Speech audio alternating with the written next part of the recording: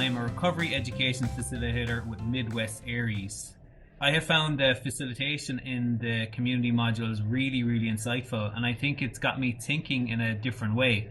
I suppose the challenges have been trying to manage the learning environment to make sure that everyone's voice is heard.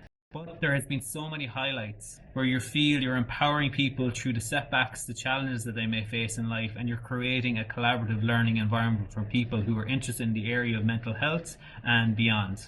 I always feel inspired after the sessions, as you can feel and you can get the sense that you've made a lasting impression on the participants themselves.